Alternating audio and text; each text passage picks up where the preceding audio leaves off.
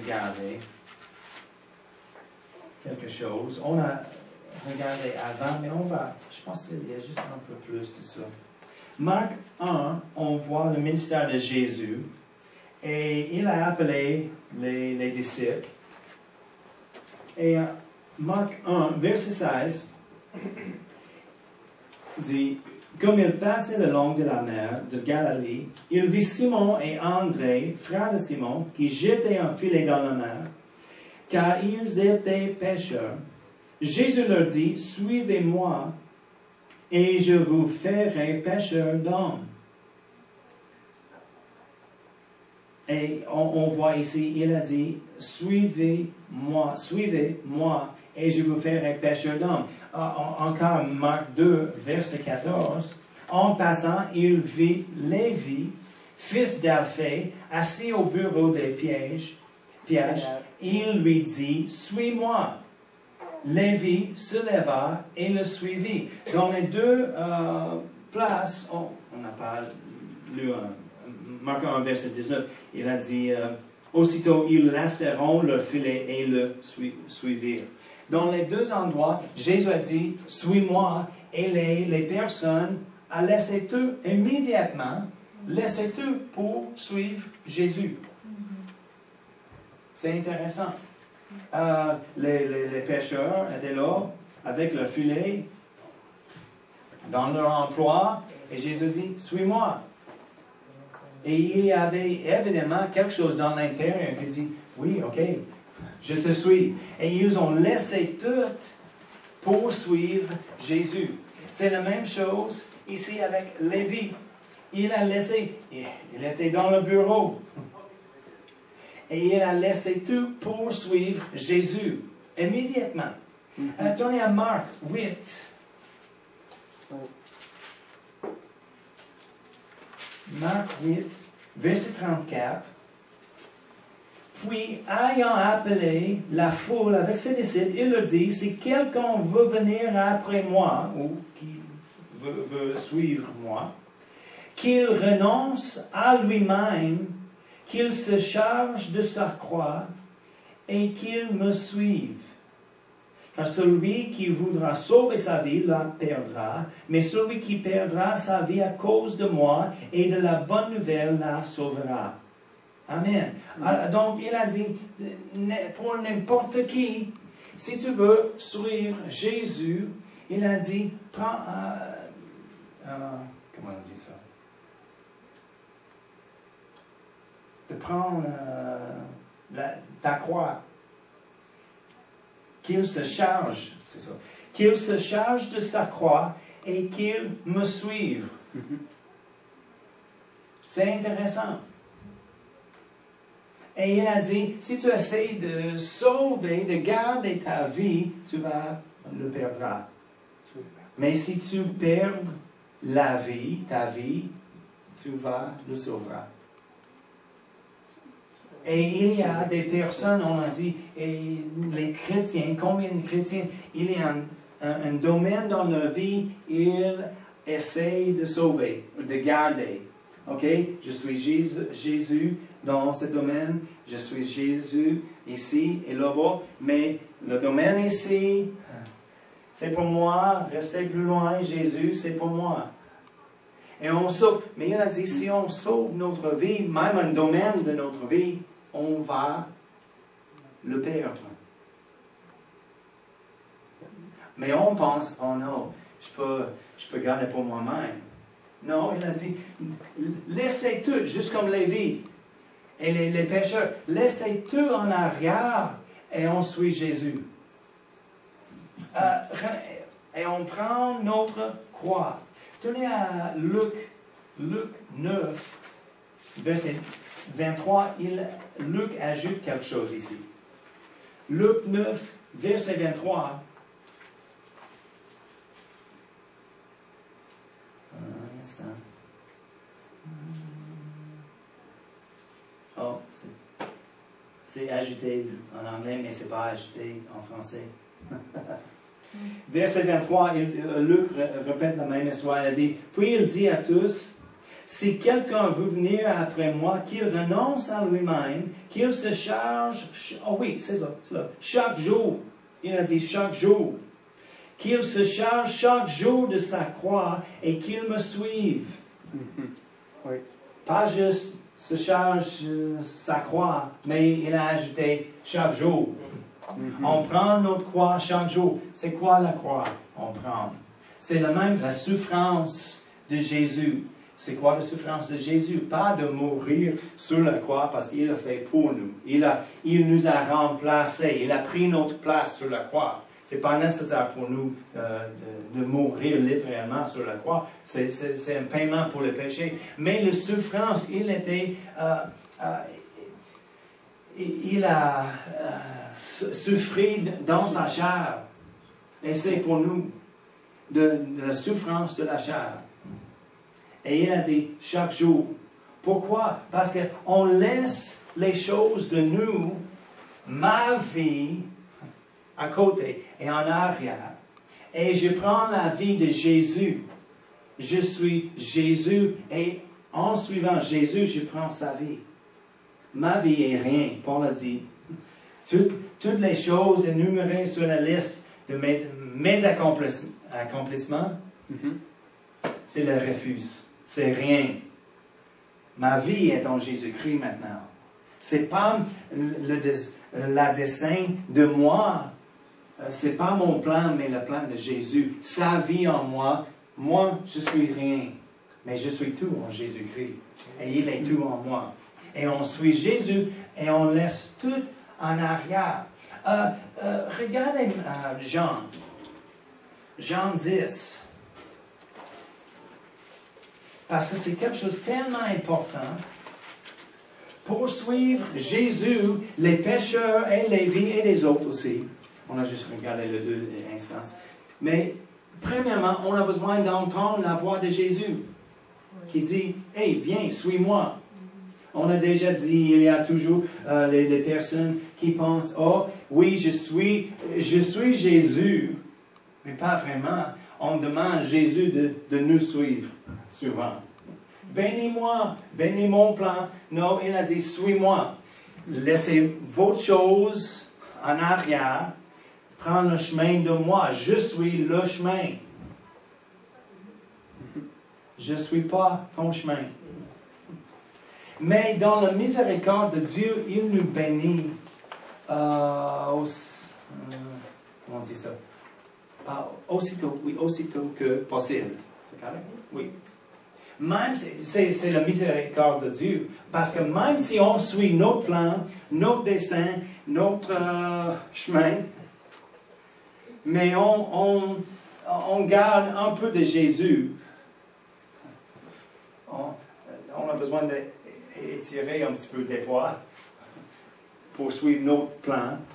Mais nous sommes bénis parce qu'on reste en contact avec lui.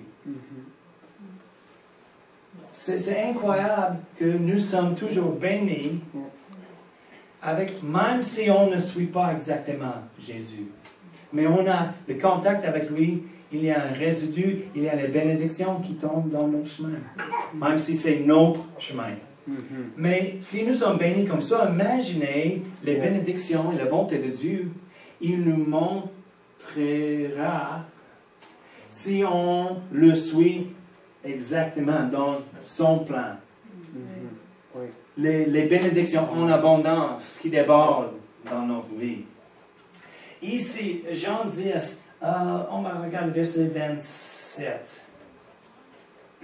Jésus parlait ici et il a dit, « Mes brebis, comme je vous l'ai dit, mes brebis entendent ma voix.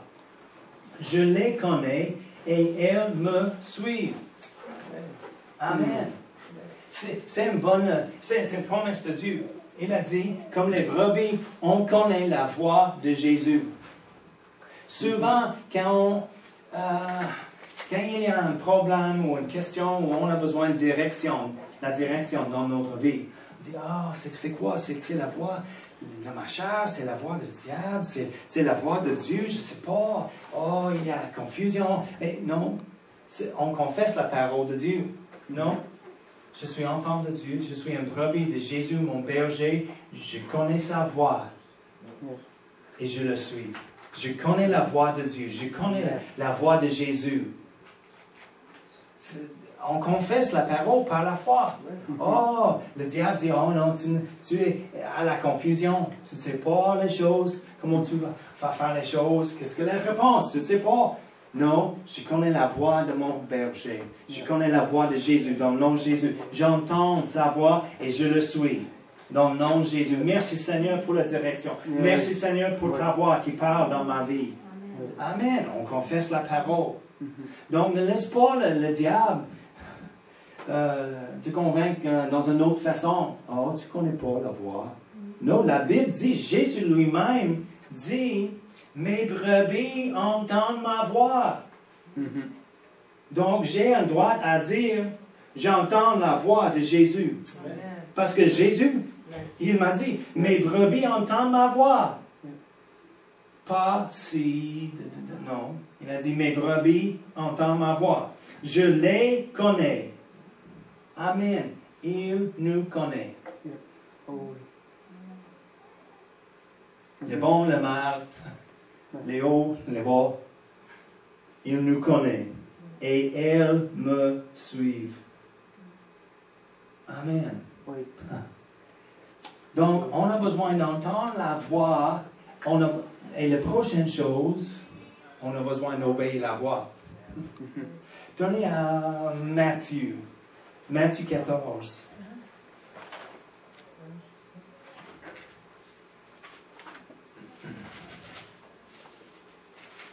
Matthieu 14.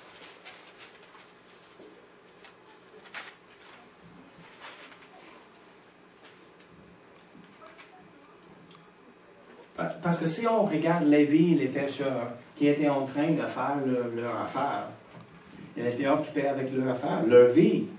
Chaque jour, les pêcheurs étaient là, sur la plage, avec les filets, ils faisaient des choses pour gagner un salaire, et c'était leur vie. Et Jésus arrive et dit, suis-moi.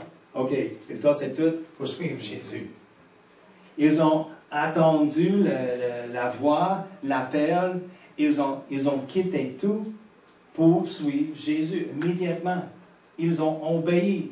Mais imaginez les pensées. Parce que c'est les gars normaux qui ont les pensées et la chair. Mais il n'a pas arrêté pour le raisonnement, pour penser trop. C'est notre problème des fois, on pense trop. On a besoin de débrancher les pensées, débrancher la tête pour suivre notre esprit. Parce que le Saint-Esprit est dans notre esprit. Parce que si on arrête, on pense, on commence la dispute dans nous-mêmes. Souvent, on ne suit pas.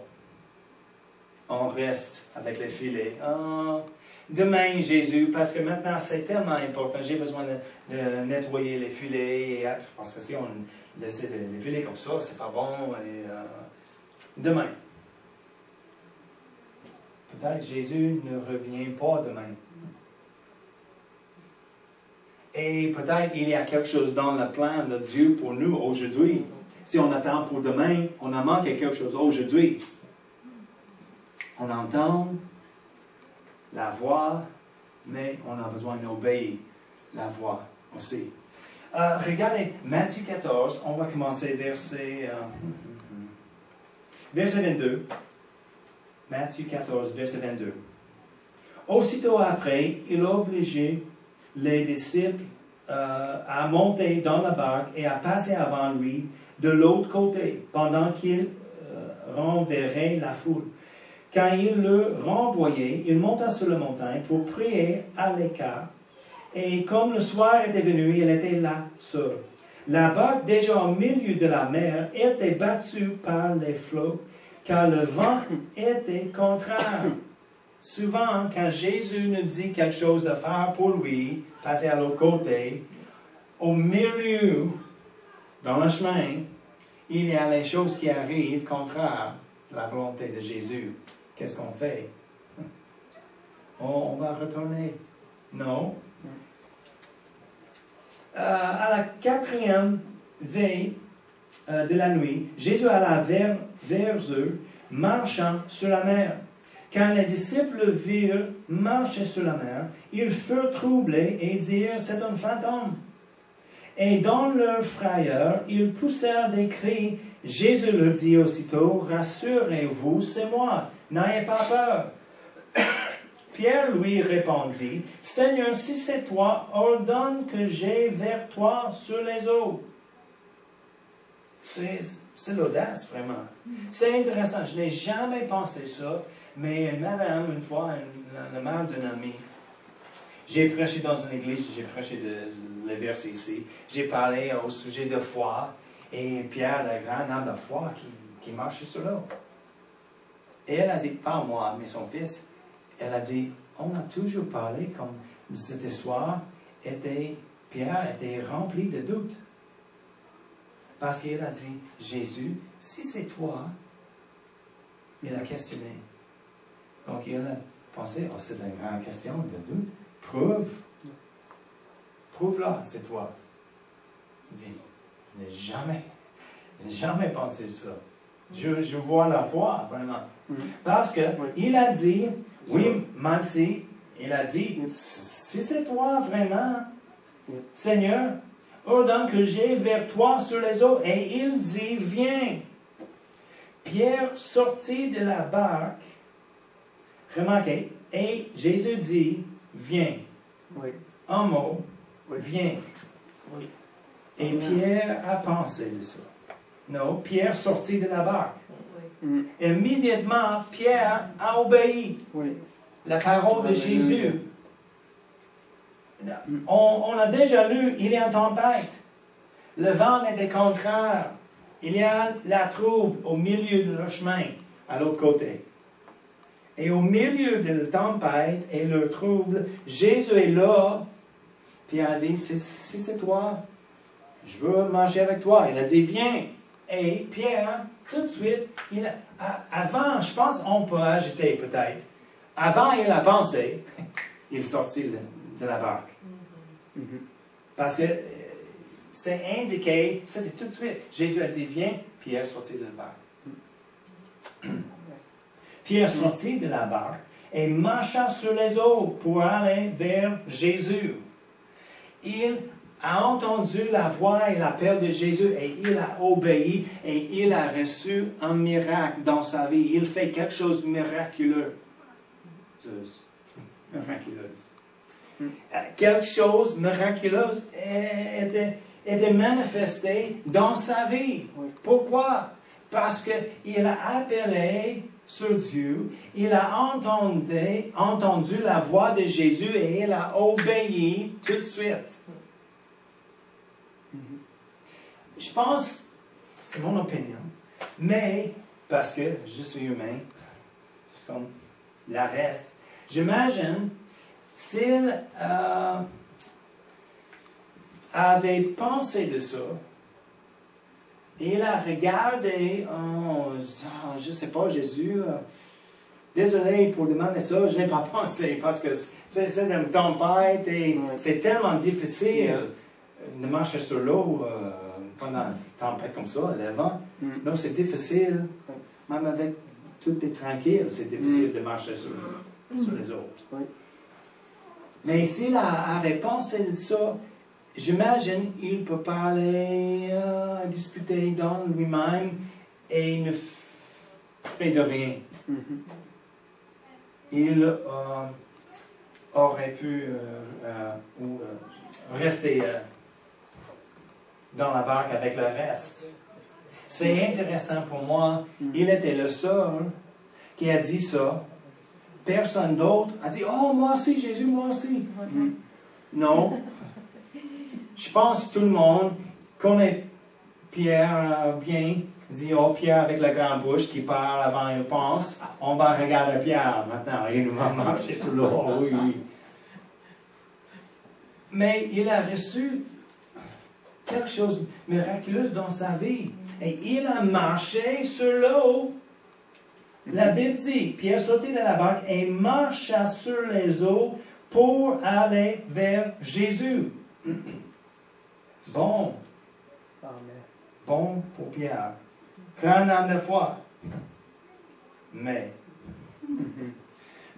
voyant que le vent était fort, il eut peur et comme il commençait à enfoncer, il s'écria, « Seigneur, sauve-moi! » Aussitôt Jésus étendit la main, le saisit et lui dit, « Homme de peu de foi, pourquoi as-tu douté? » Et il monta dans la barque et le vent cessa.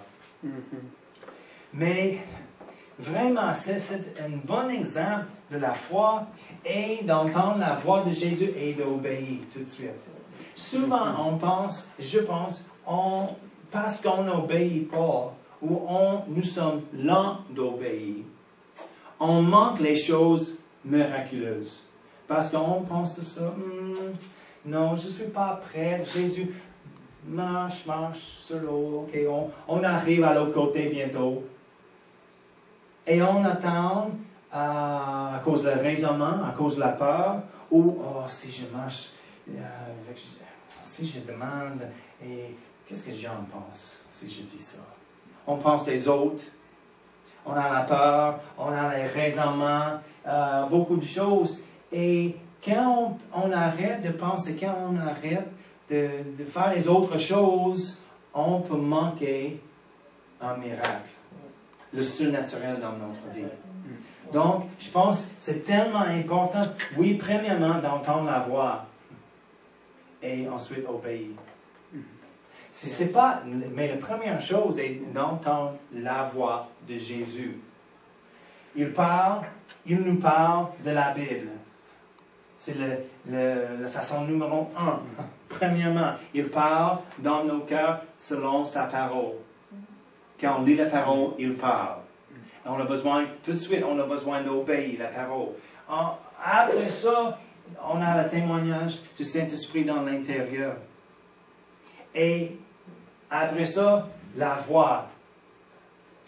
Sa voix, il parle des fois dans les mots. Souvent, les chrétiens manquent encore et encore les choses surnaturelles dans leur vie parce qu'on n'entend pas les phrases de Jésus, on n'entend pas les mots. Je n'ai pas entendu une voix. Non, on a la parole de Dieu et le témoignage du Saint-Esprit. Et quand on détermine, c'est la parole de Dieu, c'est la vérité, c'est le témoignage du Saint-Esprit, c'est vraiment l'Esprit de Dieu qui me parle, qui me conduit, on a besoin d'obéir tout de suite. Mais le problème est, souvent, il y a une hésitation parce qu'on pense, est-ce que c'est Dieu? Combien de temps j'ai parlé avec les personnes et leur question est, est-ce que c'est Dieu? Est-ce que c'est moi? Est-ce que c'est le diable? C'est ma chair, c'est mon esprit, c'est l'Esprit de Dieu. Il y a une voix de chaque. On a besoin, et on peut, déterminer c'est qui me parle.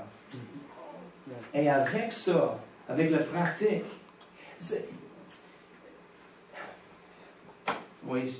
la pratique. On pratique la présence de Dieu. Un petit livre de c'est Brother Lawrence. Frère Lawrence, un monk, c'est quoi? Un moine de... Pas récemment. Depuis longtemps. Le 16e siècle, peut-être, le 17e siècle, je ne sais pas. Mais il a connu Dieu et sa présence. Et il a écrit un petit livre, La pratique de la présence de Dieu.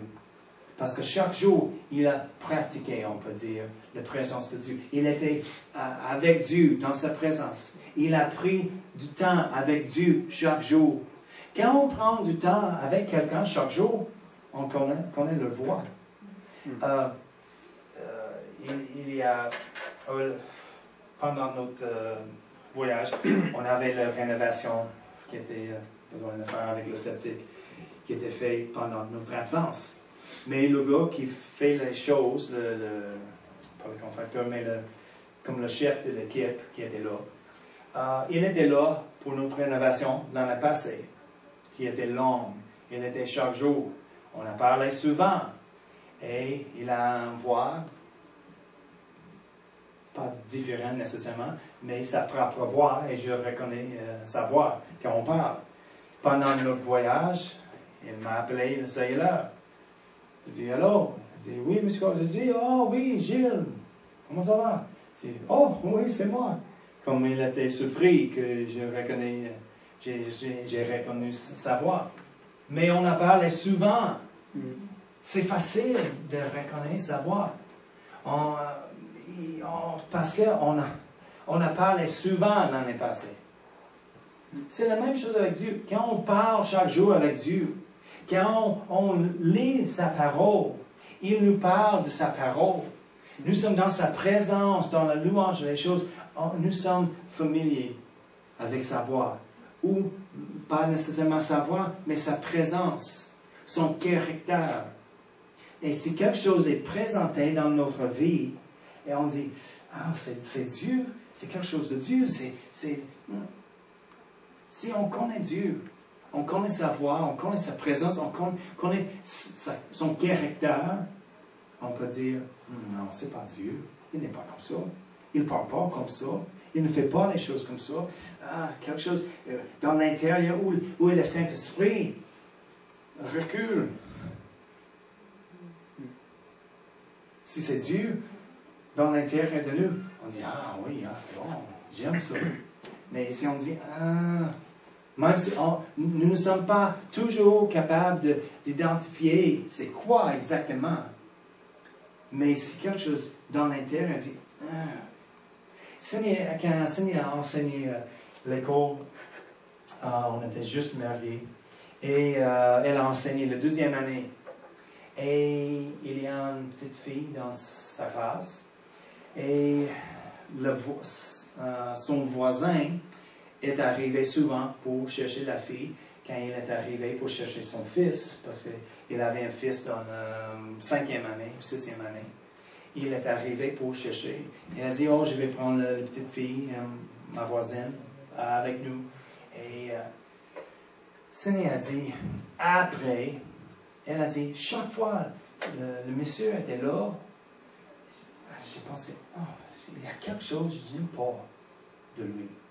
Juste quelque chose. Et il était supposément chrétien, il a fréquenté une autre église, c'était une école chrétienne. Et, mais elle a dit, chaque fois il arrive pour chercher la fille, quelque chose dans l'intérieur, il y a quelque chose de lui, je n'aime pas. Elle a réalisé plus tard, mais parce qu'il était un pédophile. Et il a cherché la fille pour violer la fille. Il a déposé son fils et il a pris la fille seule et fait des choses. Mais le Saint-Esprit était là pour dire, hey, il y a quelque chose de lui. C'est un mauvais esprit. Quelque chose de lui, c'est pas bon. Oui. Il y a des personnes, des fois, on entend, parce qu'on a une réaction, des fois, un étranger, quelqu'un, on rencontre, on dit, on a les pensées qui arrivent. Pourquoi je pense comme ça de lui, d'elle? Oh, c'est pas gentil de penser comme ça. Non, attention, des fois, c'est le Saint-Esprit qui dit, juste quelque chose dans l'intérieur, quelque chose n'est pas correct. On a besoin d'écouter ça. C'est pas passer le blanc, parce qu'il y a plusieurs dans la vie de la petite fille, et il était attrapé. En tout cas, tout était exposé. Mais il y a plusieurs personnes qui disent qu'ils avaient le même sentiment, quelque chose dans l'intérieur autour de lui. Chaque fois, on parle avec lui, ah oui, il y a quelque chose. Mais certainement, on n'appelle pas la police juste parce qu'on a un sentiment de quelqu'un, mais en même temps, on peut prendre le temps de prier. On dit, Seigneur, est-ce qu'il y a quelque chose, j'ai besoin de connaître tout ça, j'ai besoin de faire. Je prie pour lui. On prie dans l'Esprit, et le Saint-Esprit qui connaît toutes et tous, il peut révéler les choses nécessaires. Amen. Donc, juste une petite chose ce soir, nous sommes les brebis de Jésus. On connaît, on entend sa voix et il nous connaît.